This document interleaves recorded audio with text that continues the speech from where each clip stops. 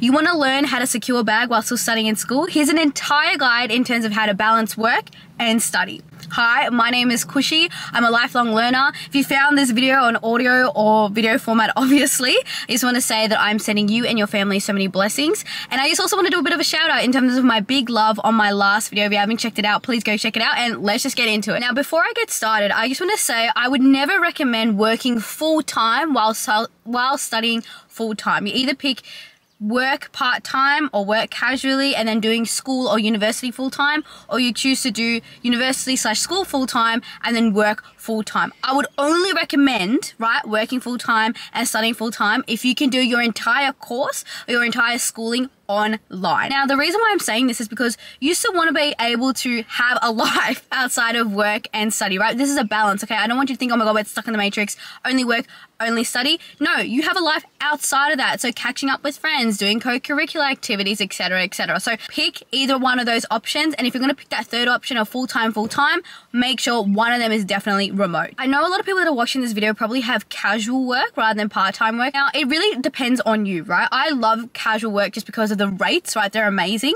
But then for someone who wanted a sense of more like stability, right? You can still have casual rates and have some sort of stability in terms of, okay, I'm always going to work Friday, Saturday, Sunday. I'm going to work Monday, Tuesday, Wednesday, whatever, right? But for me, I felt like most casual jobs that I was working weren't giving that stability of shifts where part-time I can, and that was a job that I opted in for, right? In that sense is that I can also take those annual days for study days if I need to, or even in a week where I know I have an exam period, I still have a flow of income. This is amazing for someone who's obviously living out of home, or you're just wanting to save up for something and you want to be able to have a sense of stability when it comes to income. I would definitely recommend the part-time option.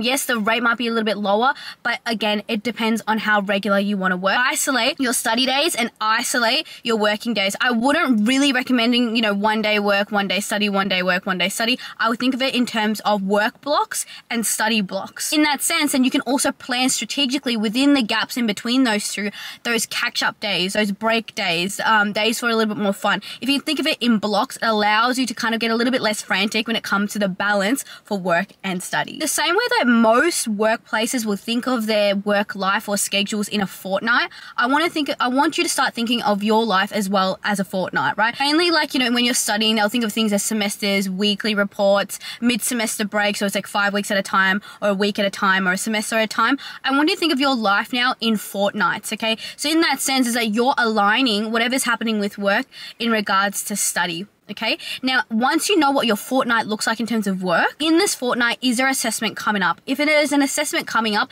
then you can think about, okay, where am I going to choose that sacrifice of my catch-up breaks? Where I'm going to choose those sacrifices, where I'm going to put my annual leave for work. When you think of it in terms of a fortnight, all right, in terms of work is the fortnight, and then in there you look at, again, like with a magnifying glass, okay, when is my study days? And then within that, then you're looking at when are my assessments. That's how you're going to plan out your week. That makes it a little bit like less daunting in terms of looking at in terms of a month. You might be like, oh my God, I'm working like 90% of days, or I'm studying 90% of days. If you start breaking it into fortnights, the same way that your work normally would, it'll make it a little bit easier in terms of when you are able to prioritize either or. Another really great tip in regards to balancing work and study is not thinking about I'm balancing work and study, but I'm balancing my third place, right? Thinking about where's that other place that I can go to that is just for me, whether that be catching up with friends, going to the gym, whether that be, dance class, whether it's an internship, anything that is your third place, you need to schedule time for that. I have a mate that literally schedules times, like I'm doing a coffee catch up, then I've got a 2-hour study block, and then I've got a work block. And thinking it in terms of that way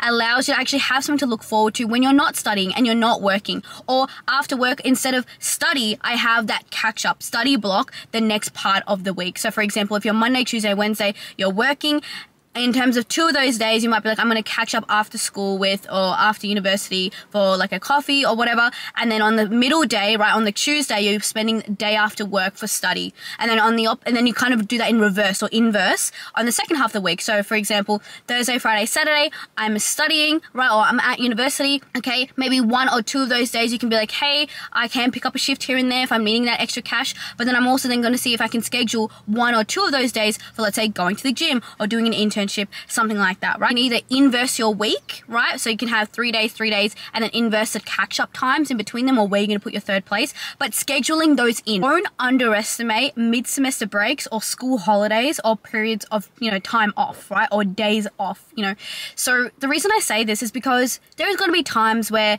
you feel like uni is not necessarily, or school is not necessarily getting to like the nitty gritty, or you feel like you kind of got it. You don't really necessarily need to study as much, okay? Like, caution, I study as much, right? You still need to study. Taking a little bit more time, let's say you come back from Europe, you need to, get back into your savings. You might be working a little bit more. You want to be able to ensure that, yes, it's easy breezy, but then you're designating those mid-semester breaks to really sincerely catch up on university break, right? University work. Now, the reason I'm saying don't underestimate this, yes, you can have that week, right, to essentially relax. Let's say you do feel like you are falling behind. Those breaks are there for a reason. Those days off for a reason. Sometimes I like to just schedule, even if I'm not sick or if I'm not like, I don't really have anything on, I schedule a day in that fortnight where I can just focus on study. We're getting paid leave, right? But I'm still working towards, okay, hey, I do need to check up. I need to reflect on myself, like where I am in terms of the semester. Have the opportunity and the privilege to take days off from work, so it is a break. Do that, right?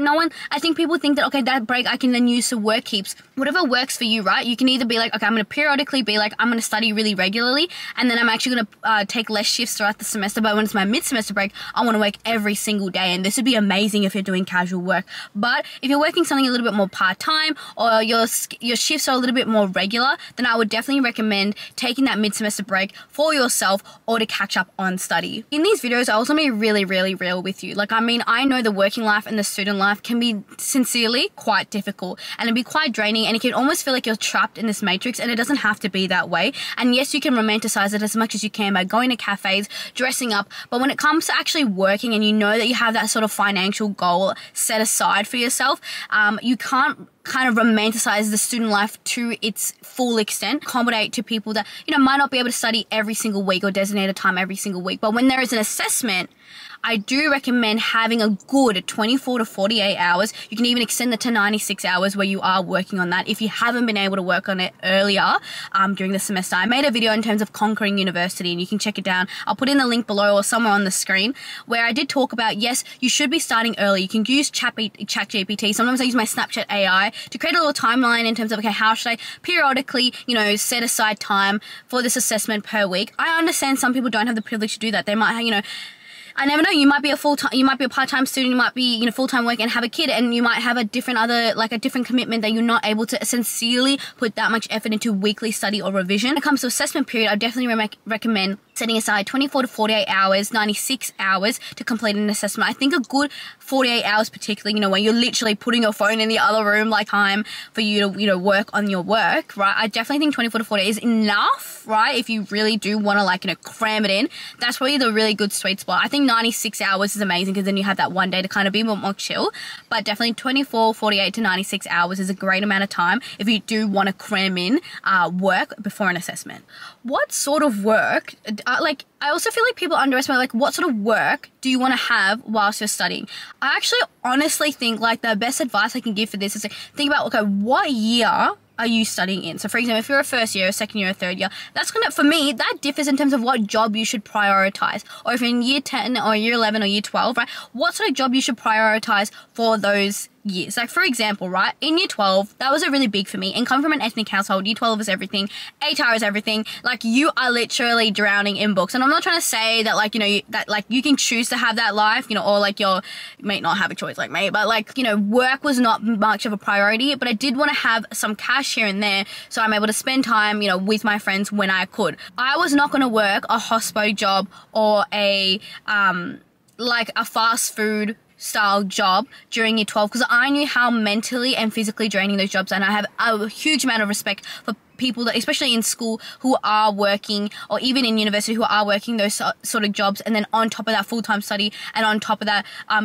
working. For me, it was physically and mentally draining. So I knew that if I was going to do that sort of job, I would rather do that earlier on. So in my first year, which I did, right, I was working in a cafe, and then in year 10, I was working at KC. So I chose a slightly more for what I could get at the time, but as well, a more physically or mentally draining style job for what I could earlier on, but then when it came to my second and third year, I wanted, like, for example, in year 12, I decided to take on a tutoring job, which knew that I could sit from home, could get a little bit of cash in. It was aligning with also the sort of like skills that I wanted to reiterate and practice, right? Teaching others helped me to revise things myself. I'm in my 4th year of university. I'm doing a job where I do get access to a computer and I can sit down at work, and I'm able to, in times of breaks, that I can access my school work and have a look and review it. So definitely having a office job in your 3rd or 4th year, when you know that the workload is going to be really, really like quite content heavy. And again, this depends on your course as well. If you have a really content heavy course and it's a little bit less sparse in terms of like your assessment period, I definitely would recommend like a sit down job where you are able to regularly access those files, or able to access files in periods of time of break, right? Which you can do that at, you know, an office job. But if you have a course where it's a bit more sparse, right? Like your assessments are maybe a portfolio, you can take on essentially any job that you really want. I would definitely recommend, like, if you're wanting to, you know, get a job for experience, I could definitely think of retail, and particularly if you can look at retail, which have amazing benefits that are kind of a little bit more tailored to obviously what you're studying. So for example, even if it's like you're studying like design, maybe working in a, you know, a high fashion clothing brand, or like something to do with design in something that you would like to specialize, I don't know, like cookware, maybe working at house, like something that's in retail that's not necessarily too much on your feet, but in those breaks, or you're not going to be as mentally drained when you come home when you do need to study or do need to catch up to refresh. So aligning what sort of job you want to do depending on what year you're studying is actually a really clever way as well in terms of balancing the workload, but also the mental and the physical drain. I think people need to understand is like, where do you love to be? Where do you want to be? And where's that going to take you? I think understanding that mindset, obviously in terms of this video, find a balance. Honestly, right? Look within yourself, okay? And every student needs to go through this. Do I want to give 100% to my studies and 100% to my work? Then you have to split even, you know, 3 days, 1 or 2 days specifically, either for catch up, or you do those catch up days with amongst it, or create that inverse timetable that I talked about before. Or do I want to do 50-50? Or am I doing 70-30? Think about it in percentages, right? Your blocks don't necessarily need to lead with the amount of days. It could even be intensity. Like maybe the job that you're working is quite intense, so you're going to specifically, or like is a little slightly more higher paying, so you only need to work 2 days in order to compensate for like a 3-day work week, right? Or if you're, let's say, doing law or medicine or something that's a little bit more content heavy, then you do need to set aside 4 days of uni work. So you can't necessarily compromise in that, because you know how competitive it is, that in terms of, and your assessments aren't as sparse, that's something that will take that 70% of intensity work, and then you're going to actually set maybe 2 or 3 catch-up days, and then maybe 1 day of working, and maybe you choosing a higher paying job for that. Maybe you are tutoring and you've got your own rate, so then you're able to then work on your own term. You know, you need to look inward in yourself and think about, okay, the intensity of work and intensity of study, how's that going to work for me? Can I actually do the 50-50 split? Do I need to do the 70-30 to know where I want to go to? Or do I need to do the 80-20? Or do I need to do the 60-40? And guys, that's pretty much it. I have created another video in terms of how to conquer university if you definitely want to hone into the university part, because in terms of work, everyone has different types of work. Wishing you all the best luck, and you guys can do it.